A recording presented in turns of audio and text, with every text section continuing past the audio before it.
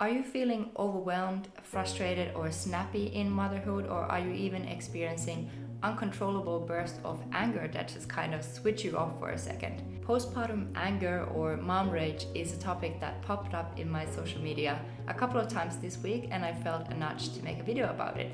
So in today's video, we're talking about what postpartum anger is, what are its symptoms, and most importantly, how to deal with postpartum anger. If you're new to this channel, hi there, I'm Vilma, I'm a mother of two, and I'm here to tell you my honest point of view on all things parenting. I created this channel as a supportive place for parents to be, or already parents, to find real, honest, and relatable conversations about life with our little ones, with its ups and downs, moments of joy and success, but also its challenges and imperfections, just like postpartum anger. Becoming a new mom is supposed to be a time of excitement and joy, and it is, but for surprisingly many new moms, it is also a time for postpartum anger or mom rage. It's a common experience, but it's not often talked about, and it can leave mothers feeling alone, ashamed, and guilty. If you are experiencing postpartum anger, know that you're not alone and know that there are ways to deal with mom rage. Stick around till the end of this video where I share practical tips to help manage postpartum anger. First, let's define postpartum anger. Postpartum anger or mom rage is an uncontrollable burst of anger that can lead mothers to have physical or verbal explosions. It's a feeling of intense anger, irritability, or frustration that some new moms experience after giving birth and way after it as well.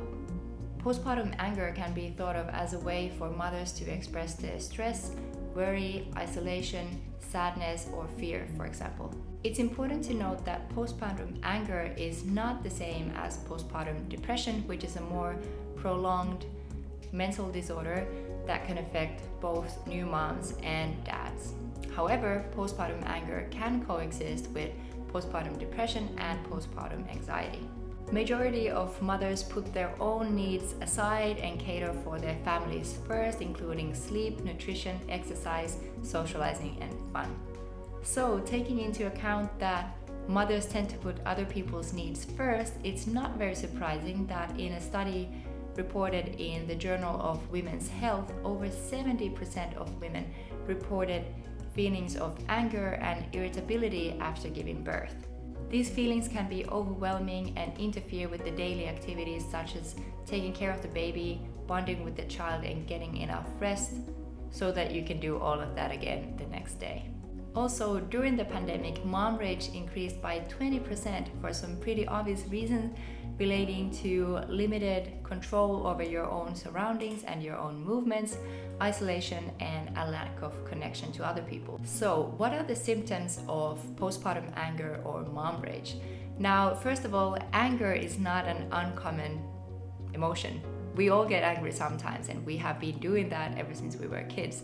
And people who don't have children also get angry most of the time, at least every now and then.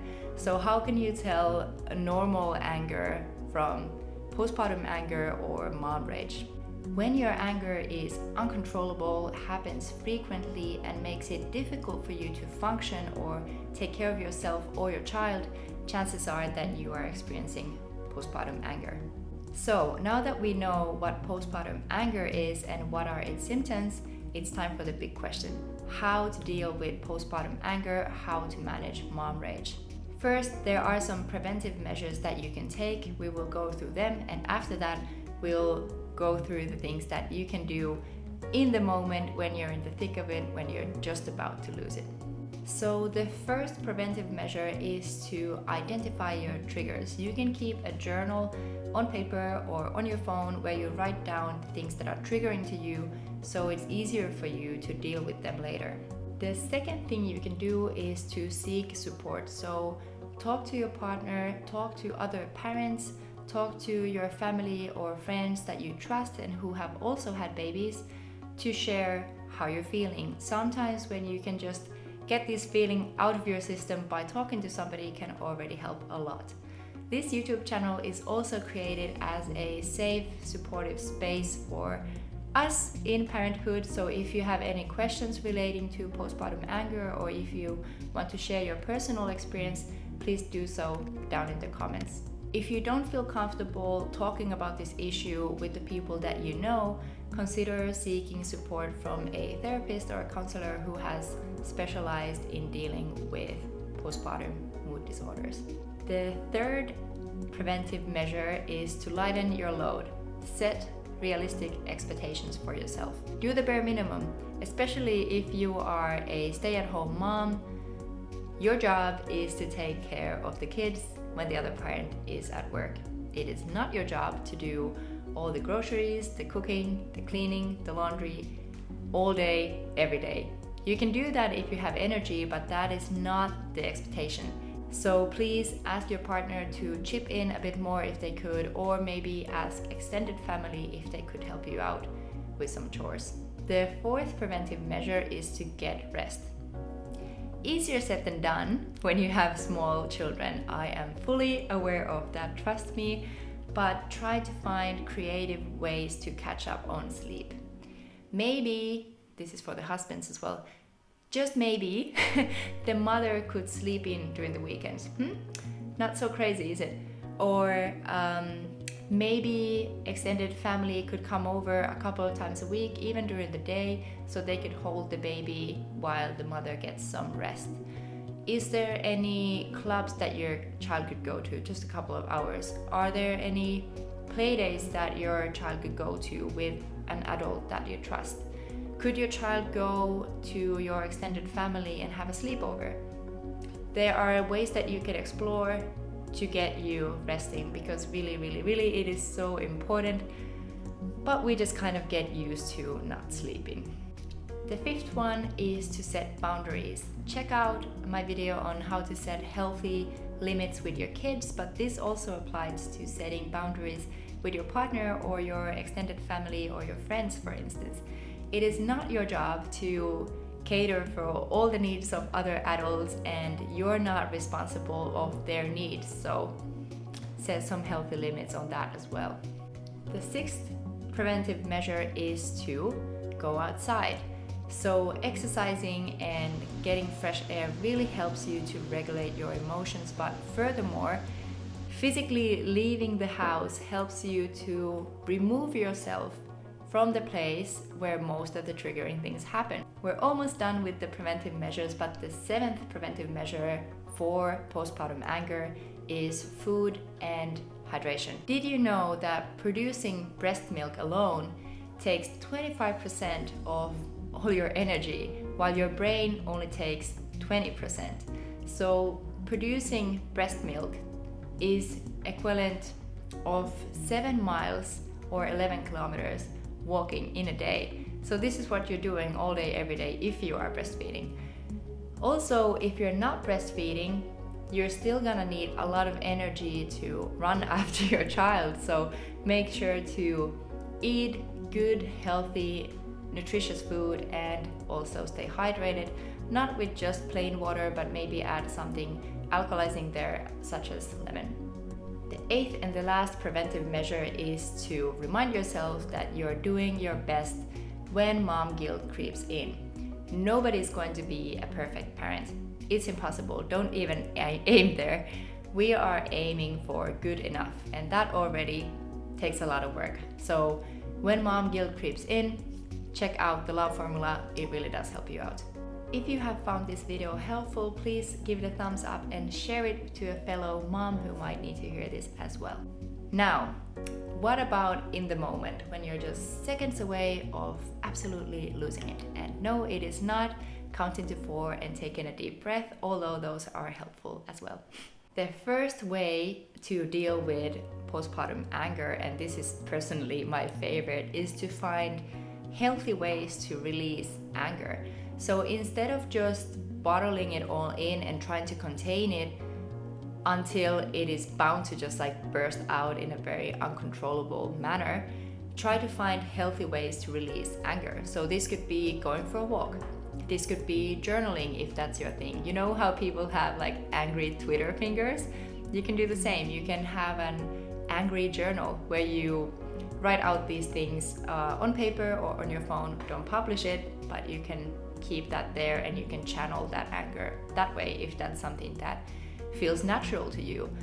One way is doing sports that kind of really release that tension. So I'm doing kickboxing 3 times a week, and it really does help out.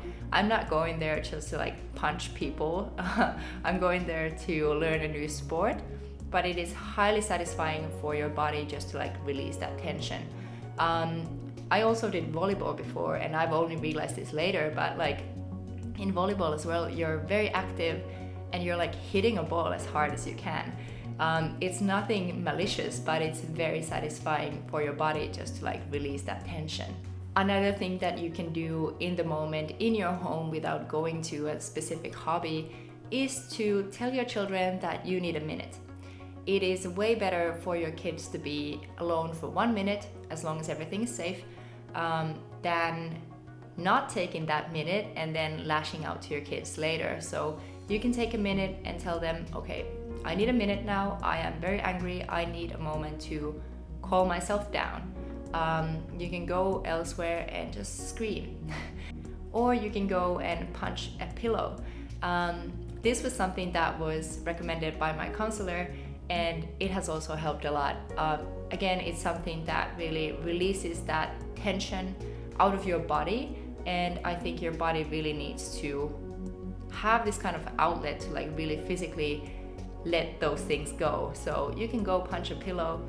If you feel that that sounds scary and you're gonna become a person that is just punching everything all the time, it's not true. This is a way to channel that anger in a healthy, sustainable way. So no, if you go punch a pillow, you're not gonna be the person who's just punching everything all the time. The second thing to do when you're just about to lose it is to ask your partner to help, or this could be some other adult who is close by.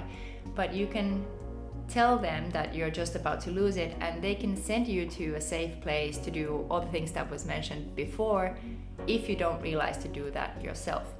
They can also physically hold you if that helps to calm your nervous system down. So I've heard of mothers who just ask their husband to like squeeze them for a minute and then just sit there awkwardly, but that is something that helps them to just center themselves and really calm down in the moment. And of course, you know, physical touch also releases serotonin, which is a happy hormone, so it's gonna make you feel better. Another thing that your partner or another adult can help you with is positive affirmations that are the last on our list, and we're gonna go to them now.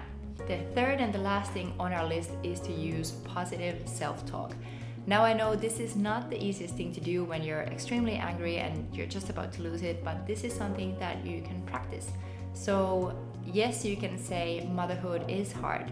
Yes, you can say it does suck at times. Yes, you can say my children sometimes feel like they're way too much for me to handle. That's all valid. But you can also say, I'm not a bad mother. Yes, it's hard, but I'm trying to be the best mother that I can. Even with these extremely unpleasant, strong negative emotions, I am owning my emotions and I'm working on this issue. You can think about the things that you and your child succeeded in as a team on that day. And if you have trouble finding something positive, again, go to the love formula that I mentioned so many times in this video, but it really does help when you are feeling like you're not doing enough for your kids. So when you're in the thick of it, find healthy ways to release anger, ask for support, and use positive self-talk. Remember, postpartum anger is a very common experience for a lot of new moms.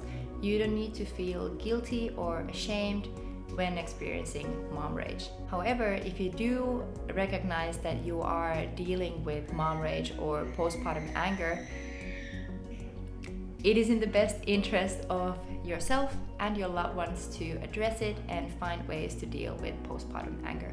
If you cannot do it by yourself or with the help of loved ones, find professional help who has experience in these issues. If you cannot do it by yourself or with the help of loved ones, find professional help who has experience in these issues.